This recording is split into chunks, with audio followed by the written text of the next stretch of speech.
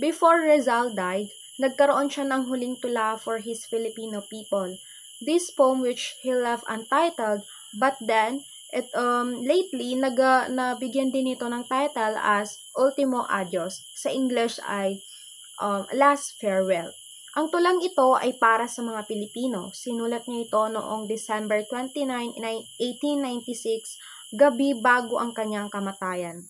Isinulat niya ito habang siya ay nasa kulungan ng Fort Santiago. This poem is most touching poem. With exquisite fineness and sublime feelings, it is worthy swan song of great soul. So, i-discuss ko naman kung ano ang mga ibig sabihin ng tula ng ginawa ni Rizal bago siya namatay. Ito ay ang title ay The Last Farewell. Ang unang stanza ay, ang mga linyang ito ay nagpapakita ng sakripisyo, pag-ibig at dedikasyon ni Rizal sa kanyang bayan. Sa kabila ng lahat ng paghihirap at mga sakripisyong dulot ng pananakop ng Espanyol, ipinahayag niya ang kanyang di mabilang na pagmamahal at walang kapantay na pagnanasa na magsilbi sa kanyang bayan. Ang next stanza naman ay, ang ibig sabihin ng mga linyang ito ay nagpapakita ng kabayanihan at sakripisyo ng mga tao na nag-aalay ng kanilang buhay para sa kanilang bayan at bansa, anuman ang sitwasyon o lugar ng kanilang pakikibaka. Nagpapakita din ito ng pagiging handa ng mga bayani na magsakripisyo para sa kanilang bayan at bansa, anuman ang kalagayan o kinalalagyan nila. Ang tanging layunin nila ay magsilbi sa kanilang bayan sa oras ng pangangailangan at ito ay isang tapat at hindi matitinag na paglilingkod. Third stanza. Ipinapahiwatig dito ang isang malalim na sakripisyo para sa isang mahal na buhay, kung saan ang isang karakter ay handang ibuwis ang kanyang buhay at ang kanyang dugo upang magbigay liwanag at kulay sa buhay ng ibang tao. Sa madaling salita, ito ay isang simbolo ng walang kapantay na pagmamahal at dedikasyon ni Rizal. Pang-apat na stanza naman ay, ipinapakita ng mga linyang ito ang mga pangarap ni Rizal noong bata pa siya at puno ng pag-asa sa buhay. Ang kanyang mga pangarap ay kaugnay ng mga ambisyon at mithiin ng isang kabataan na puno ng pagnanasa para sa pagbabago at pag-unlad ng kanyang bayan. So, sa ikalimang stanza naman, ang mga linyang ito ay tumutukoy sa isang malalim na damdamin ng pagmamahal, pagsasakripisyo at paghahangad ng tagumpay o magkabunga ng mga pangarap. Naglalarawan din ng matinding dedikasyon at pagmamahal ni Rizal sa isang bagay o tao. At ang kagustuhang magsakripisyo ng lahat kahit ang buhay upang maabot ang isang mataas na layunin o pangarap. Ang kamatayan ay hindi itinuturing na katapusan kundi isang hakbang patungo sa isang mas mataas na kaligayahan o kalagayan. Pang-anim naman ay, nagpapakita ng isang malalim na pagnanais na kahit nasa kamatayan, ang pagmamahal at alaala na ay magpapatuloy. Ang bulaklak na sumisimbolo ng buhay at alaala ay magiging paraan para ipagdama ng isang mahal sa buhay ang kanilang pagmamahal sa kanya kahit siya ay wala na. Next stanza naman ay ang ikapito ay, ipinapakita dito ang kagustuhan na ang liwanag ng buwan ay magbigay ng katahimikan at kalmado sa kanyang kaluluwa. Isang simbolo ng gabay at kapayapaan sa madilim na panahon. Pangwalong stanza naman ay, tumutukoy ito sa taimtim na panalangin na ipinagdarasal sa isang tahimik na gabi na may layuning maghanap ng kapayapaan o magbigay galang sa Diyos.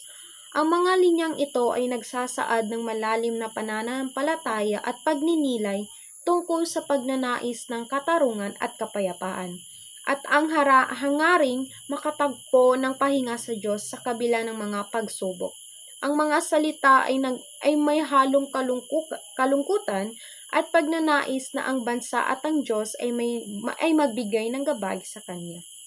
So, sa pangsyam na stanza naman ay ang mga linyang ito ay isang panalangin na naglalaman ng malalim na damdamin ng pagkahabag at pagpapakumbaba para sa mga taong nagdusa at pumanaw. Pati na rin ito para sa ating sarili upang makamtan ang kaligtasan. So, next stanza naman ay yung pang-10 ay, ang mga linyang ito ay nagpapakita ng pagmamahal ni Rizal sa kanyang bansa at ang kanyang pagpapahayag na kahit sa kabila ng kamatayan, ang kanyang pag-ibig at mga tula ay magpapatuloy na maging isang malungkot na himno para sa bansa. So, ang pang 11 stanza naman is, naglalaman ng pagninilay sa buhay, kamatayan, at ang paglipas ng panahon. Ang mga akda ay tila nagsasabi na kahit ang kanyang pagkamatay at alaala ay mawala, nais niyang maging bahagi pa rin ng kalikasan at mag-iwan ng isang uri ng pag-iral sa kabila ng kawalan. Sa pang-12 naman, 12 stanza is, sa kabila ng lahat ng pagsubok at karanasan, nananatili ang pananampalataya ng mga tao. Patuloy na isinasabuhay at pinapahayag ang pananampalataya sa kabila ng lahat ng pangyayari. Ang mga linyang ito ay nagpapakita ng isang tao na tumatanggap sa kanyang buhay at kamatayan. Nagsasagawa ng malalim ng pagmumuni-muni at patuloy na bubuhay na may pananampalataya at kabuluhan. Sa pang-13 naman, 13 stanza, ipinapakita ni Rizal ang kanyang malalim na pagnanasa at pag-ibig sa kanyang inang bayan. Ngunit dahil sa paghihirap ng kanyang bansa sa ilalim ng mga Kastila, ang kalungkutan ng bansa ay naging bahagi ng kanyang sariling kalungkutan. Ang huling linya naman sa poem ng Last Farewell ay, ang mga linyang ito ay nagmula sa isang tula o awit na nagpapahayag ng malungkot na pamamaalam. Sa pagsasaling, maaaring mga hulugan ito ng isang tao na nagsasabi ng paalam sa kanyang kaibigan at mahal sa buhay, at pinapahayag ang kalungkutan ng pag-alis or pagpanaw. Nagpapakita ito ng pasasalamat dahil siya ay pagpapahinga mula sa paghihirap at pagod na dala sa buhay. Maaaring itong sumimbolo sa pagtanggap ng kamatayan bilang isang uri ng pahinga, isang huling paalam sa mga mahal na isang huling paalam sa kanyang minamahal na nagpapahiwatig ng pagtanggap sa kamatayan bilang isang pahinga mula sa pagsubok ng kanyang buhay. Ito yung huling tula na ginawa ni Rizal na nagpapahiwatig na siya ay malapit ng maglisan sa mundong ito. So, let's proceed naman to the young women of Malolos. So, sabi ni Rizal in February year 1889, when he wrote Noli Me Tangere, he asked himself whether bravery was a common thing in the young women of our people. She is referring to the young Filipinos back then. So, binalikan niyo yung mga sinulat niya dati ay iilan lamang ang pumasok sa taste niya na masasabi niyang maganda talaga yung story na nagawa niya. Nagkaroon ng isang kritisismo si Rizal sa kalagayan ng mga kababaihan sa kanyang panahon, particular na sa ilalim ng impluwensya ng mga colonizations na otoridad at simbahan. Sa kabila ng kanilang magandang ugali, itsura at mahinhin na asal, binigyan ni Rizal ng pansin ang kawalan ng tunay na kalayaan at sariling identity ng mga kababaihan dahil sa kanilang pagiging labis na sunod-sunuran sa mga tinatawag nilang spiritual fathers o mga taong may otoridad sa kanilang buhay espiritual gaya ng mga pareng Kastila o iba pang mga may kapangyarihan. So basically, ang tawag nila dati sa mga pare dati is fraile. If you're familiar sa Maria Clara at Ibarra, so ang tawag nila dito is fraile, yung mga pare dati. So, ang pahayag ni Rizal ay nagpapakita ng mga kababaihang may magandang katangian, magiliw, maganda, mainhin, ngunit ang kanilang kabuuhang pagkatao ay nahadlangan dahil sa labis na pagpapakumbaba, kabaitan o kaya naman ay kamangmaangan. So, napapansin nyo naman, for example na lang yung napapanood sa TV na Maria Clara at Ibarra, 'di ba? Napapansin niyo na sunod-sunuran yung mga kababaihan dati. So, ang kanilang kalagayan ay itinuturing ni Rizal na parang mga halaman na itinanim at pinalago sa dilim. Mga halaman na may magandang anyo, ngunit walang tunay na halimuyak o sustansya. Ipinapakita ni Rizal na ang mga kababaihan sa kanyang panahon ay tila walang tunay na potensyal na lumago at magtaglay na malalim na pag-unawa sa kanilang sariling halaga at kakayahan. Dahil sa matinding kontrol at impluwensya ng simbahan at mga otoridad na nagtakda ng limitasyon sa kanilang buhay. So, sa madaling salita, ang pahayag na itong sabi ni Rizal, ay isang pag-aalala sa kalagayan ng kababaihan na nahirapan magpakita ng kanilang tunay na lakas at potensyal dahil sa mga istruktura ng kapangyarihan na nahaglangan ng kanilang kalayaan at pag-unlad. When the news of what happened at Malolos reached us, I saw my errors and great was rejoicing. After all, who is to blame me? Nililinaw niya na hindi niya kilala ang mga Malolos o ang mga kabataang babae noon maliban sa isang babae na ang pangalan ay si Emilia, which is na-meet niya ito in 1887. Na pangalan lang ang kanyang alam dito. Pagkatapos, kinilala ng tagapagsalita ang positibong epekto ng mga tumugon sa kanyang apela.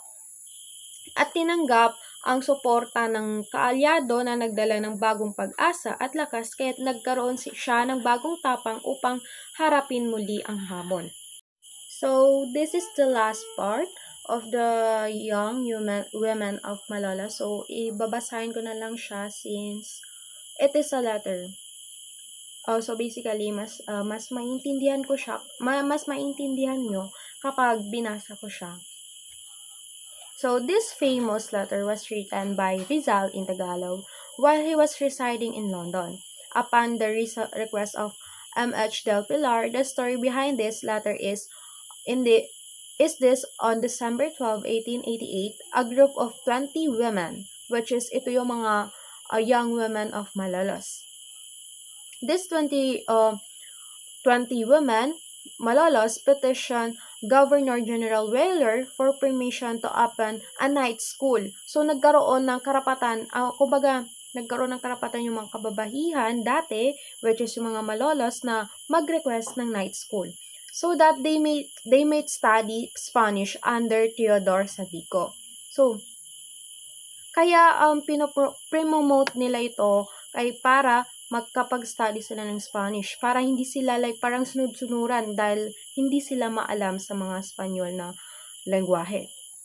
The Spanish parish priest Father Felipe Garcia objected that the Governor General turned down the petition. However, the young women, in defiance of the friars, wrote bravely continued their agitation for the school, a thing unheard in the Philippines in those times. So, they finally succeeded in obtaining government approval to their project on condition that Señorita Guadalupe Reyes should be their teacher. So, nakapagpili na sila ng teacher nila, which is ito si Señorita Guadalupe. At first, hindi ito pinayagan ni Father Felipe. Bakit? Kasi, kumbaga, para sa paningin nila, yung mga kababaihan dati is walang karapatan na makapag-aral ng Ingles, ng Spanish, kaya hindi nila pinayagan ito. But later on, pinayagan din sila ng government. Kaya nagkaroon sila ng teacher, which is ito si Señorita Guadalupe Reyes. The incident caused a great stir in the Philippines in faraway Spain. Del Pilar, writing in Barcelona on February 17, 1889, requested Rizal to send a letter in Tagalog to the brave woman and Malolos.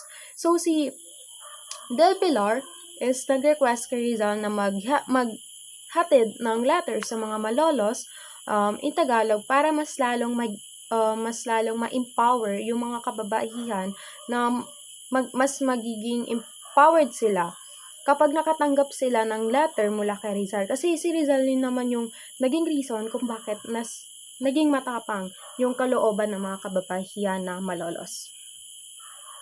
So, accordingly, Rizal, although busy in London annotating Morga's book, penned this famous letter and sent it to Del Pilar on February 22, 1889 for transmittal to Malolos. So, nagbigay si Rizal, although na busy siya sa London para annotating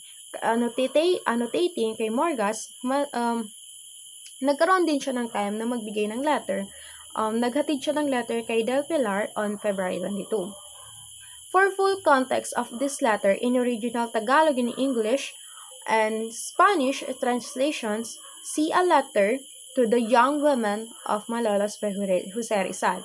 It is edited by Deodoro M. Calao and published by National Library, Manila, 1982. So, that would be all.